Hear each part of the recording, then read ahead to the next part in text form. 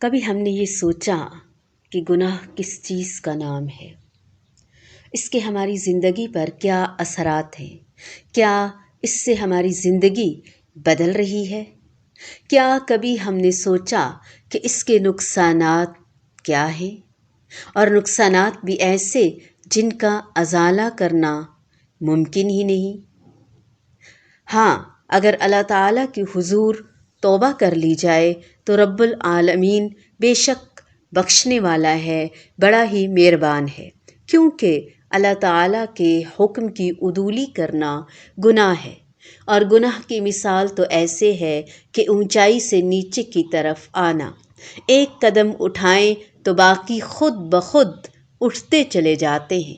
ہمیں ان قدموں کو جو پستی کی طرف اٹھ رہے ہیں انہیں روکنا ہوگا، نہیں تو ہمارے لیے بہت سی مشکلات پیدا ہو جائیں گی، کیونکہ انسانی زندگی میں دو ہی راستے ہیں، تیسرے راستے کا وجود ہی نہیں۔ اس میں ایک راستہ نیکی کا ہے جو جنت کی طرف لے کر جاتا ہے، خلوص نیت سے اللہ تعالیٰ کی عبادت اور نبی کریم صلی اللہ علیہ وآلہ وسلم کی اطاعت کی جائے۔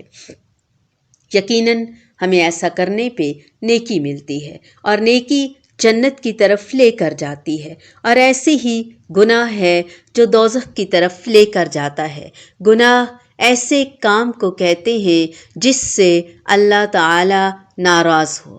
جہاں اللہ تعالیٰ کی ناراضگی ہوگی وہ گناہ ہے، اور گناہ دوزخ کا راستہ ہے۔ اب ان دونوں راستوں کی منزلیں بھی ہمارے سامنے ہیں۔ اگر ہم مرنے کے بعد آنے والی زندگی میں سکون چاہتے ہیں تو پھر ہمیں نیکی کا راستہ اختیار کرنا ہوگا، جس سے اللہ تعالیٰ اور نبی کریم صلی اللہ علیہ وآلہ وسلم کی ذات راضی ہوگی، اور ہمیں انعام کے طور پر جنت عطا کی جائے گی۔ ہمیں گناہ سے ہر حال میں بچنا چاہیے، وہ ظاہری ہے یا پھر باطنی، کیونکہ قرآن مجید کی سورۃ الانعام آیت نمبر 120 میں اللہ تعالیٰ ارشاد فرماتے ہیں، اور تم ظاہری گناہ کو بھی چھوڑ دو اور باطنی گناہ کو بھی چھوڑ دو۔ بلا شبہ جو لوگ گناہ کر رہے ہیں ان کے لیے ان کے کیے کی عنقریب سزا ملے گی۔ اب دیکھیں، بالکل واضح وعید سنا دی گئی ہے کہ جو گناہ کرے گا وہ سزا پائے گا۔ کبھی سوچا ہے کہ ہم میں کون کون سے گناہ ہیں ایسے جو ہم کر رہے ہیں؟ کیونکہ پہلی امتوں کو تو ایک گناہ کی پاداش میں نیست و نابود کر دیا جاتا تھا۔ ہم پر تو اللہ تعالیٰ کی حضور صلی اللہ علیہ وآلہ وسلم کی اتنی برکت ہے، سنت کا اتنا بہترین طریقہ ہے، اللہ تعالیٰ کا اس قدر کرم ہے کہ ہم اس عذاب سے بچے ہوئے ہیں، اور اللہ تعالیٰ نے ہمارا پردہ رکھا ہوا ہے۔ دوسری امتوں کے وہ لوگ جو نافرمان ہوئے اور گناہ کے مرتکب ہوئے اور ہوتے رہے، ان پر اللہ تعالیٰ کا عذاب آیا۔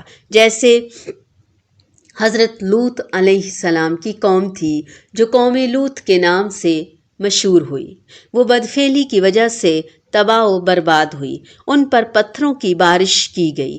ایسے ہی حضرت ہود علیہ السلام کی قوم تھی جو ان کی بات کو نہیں مانتی تھی اور بتوں کی پوجا کرتے تھے اور سرکشی ہی کرتے رہے۔ ان میں سے کچھ لوگ مسلمان ہوئے، باقی اپنے باپ دادا کی طرح بتوں کے پجاری رہے اور برباد ہو گئے، اور یہ قوم عاد کے نام سے جانی جاتی تھی۔ ایسے ہی حضرت موسیٰ علیہ السلام کی قوم میں قارون اور اس کے ساتھیوں نے دولت پر غرور کیا، وہ زمین میں دھنسا دیے گئے۔ حضرت شعیب علیہ السلام کی قوم دوسرے گناہوں کے ساتھ ناپ تول میں کمی بیشی بھی کرتی تھی، وہ بھی عذاب میں مبتلا ہوئے۔ دیکھیں کیسے کیسے قومیں برباد ہوئیں۔ ہم ایک نظر اپنے معاشرے پر ڈالیں تو ہمیں پتہ چلے گا کہ ہم لوگ کس کس کام میں ملوث ہیں اور کون کون سے گناہ کر رہے ہیں۔ کیا یہ ہمارے لیے لمحہ فکریہ نہیں کہ اتنے گناہ کرنے کے باوجود بھی ہم عذاب سے بچے ہوئے ہیں؟ یہ صرف اور صرف ہمارے نبی کریم حضرت محمد صلی اللہ علیہ وآلہ وسلم کی دعاؤں کا نتیجہ ہے۔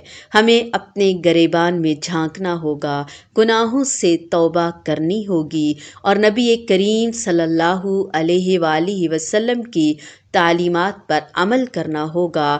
رب العالمین سے ہم ہدایت مانگیں گے ہر نماز کی ہر رکعت میں، لیکن سوچتے اور سمجھتے ہوئے۔ اہدنا الصراط المستقیم، اے اللہ ہمیں سیدھی راہ دکھا، ہمیں سیدھی راہ پر چلا، ہمیں چلنے کی توفیق عطا فرما۔ آمین ثم آمین۔